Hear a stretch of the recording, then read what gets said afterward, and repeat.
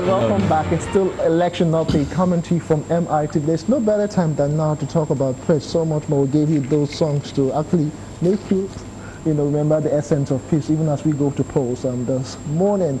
We are now on to our headline chat segment where we analyze the front pages of various papers, and we are joined by Barrister Justice Ihebu. He's a social commentator and also a legal practitioner. Thanks for joining us today on the show. Good morning. Yeah, my pleasure. You're welcome.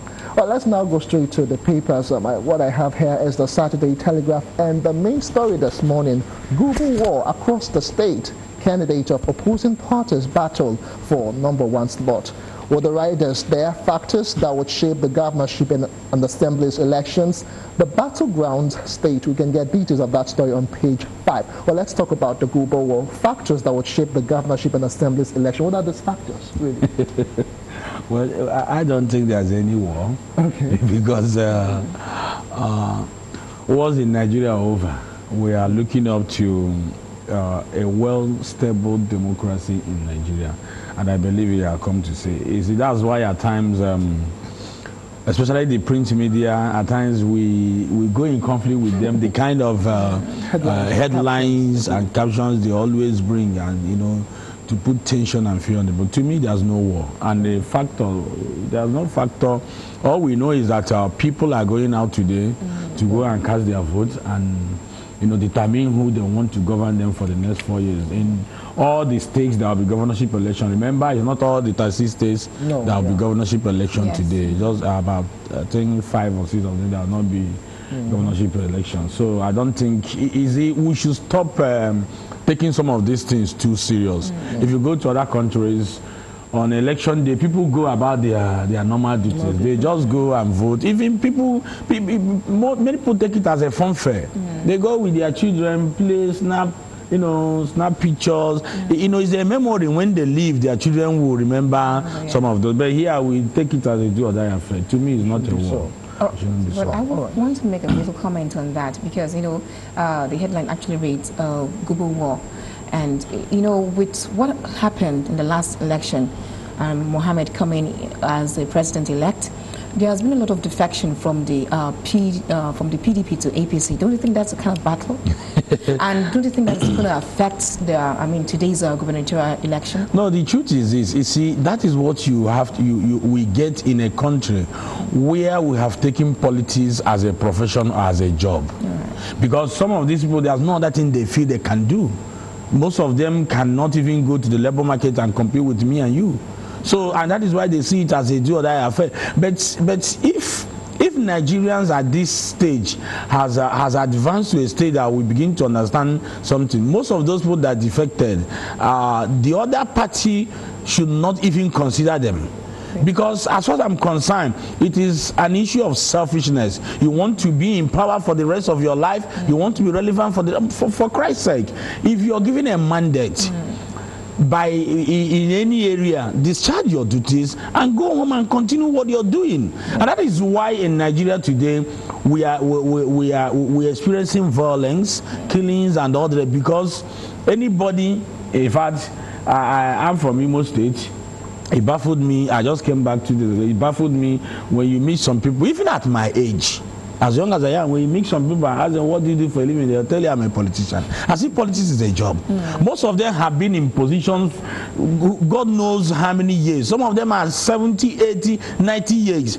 And if you check their history, right from the time they were 30 to 40 years, they have been in one position or the other. Is it supposed to be like that? So that is the problem. Okay, moving on now. Nika, you have The Guardian. On The Guardian? Okay, yeah, on The Guardian newspaper.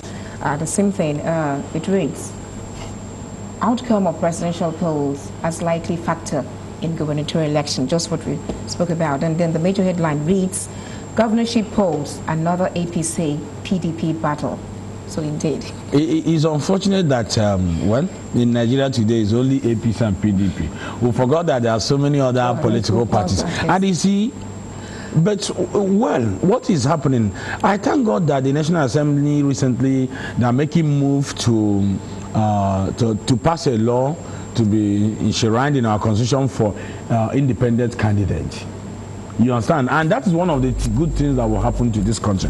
Because that the two political parties are the big parties does not mean that any other political party or any other person cannot win election in any area. Even councillorship election, House Assembly election, or governorship election. It's so unfortunate. I think by 2019 we will record a very drastic change in our politics. Okay, well, moving on now, we'll move on to the next paper here. We have the Weekly Trust. Well, almost all the papers have the caption on Nigerians choose governors today. We can get details of that story on page 5. Well, let's just move away from that story that is not election-based per se or making front on page here. Air Force helicopter crashes in Lagos, 4 injured in mishap. Well, I don't know what is happening this year. If you remember, since early this year, there have been one or two, air crashes here and there. I think, I think all Nigerians and the whole world should pray that this year will not record more doom than now. And but you also see that these people are also supposed to be on ground for the election and trying to help, for the election and all the rest. But it's so unfortunate that at the time we are talking about election, lives are being lost. You understand? Especially for people who are performing their duty to the country, who are called to serve the country. Though we don't know the cause of the crash so far, and you understand that on the day of presidential election, some people lost their lives at one of the rivers when they went to do accreditation. I think one prince in Lagos, the river. So these are part of the thing. So that is why everybody should be careful.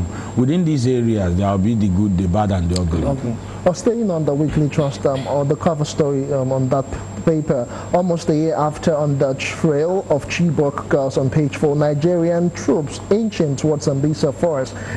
April 16 will make it about a year since the Chibok girls were abducted, and so far, so much has been said and so much has seemingly been done, but we've not recovered the girls. Well, if you can remember or recapture what the media spokesperson to the military said last time, I think before the election, he said that they have been able to make progress in Borno and even taking over almost all the place. But for now, there's no trace of the Chibok girls. But he also made a promise that they are on top of it, that they believe that if actually these people are still in Nigeria or within the territory of Nigeria or Africa, that they believe that they will make more progress. Moreover, he said that so many arrests have been made and they have been interrogating them to get a clue of what is happening. We all pray that the Chibok girls one day will be found, and not just to be found, but alive. Alive, okay. Well, moving on to Saturday Mirror. All right, on the Saturday Mirror, police investigate abduction of Wamako's brother. And then the major headline, APC PDP in epic battle. NYSDG tax politicians on peace. Police deploy personnel. IG orders restriction of vehicular movement. Well, it's still the same headline. Governorship election is no news today. That's all over Nigeria. That's governorship election. But talking about peace, I think the media, I have to use this opportunity to thank the media, MITV and some other people. In fact, the media has actually done well in the crusade for peace, especially the electronic media. When I talk about the media, I'm not talking about the print media now, especially the electronic media, because we have even seen some films being acted, and so many. In fact, it has been the jingle. A small child, not a kindergarten child, everybody is talking about peace. And that is what we need. And I believe, Oputa said something, late Oputa. He said, if you're not informed, you're deformed.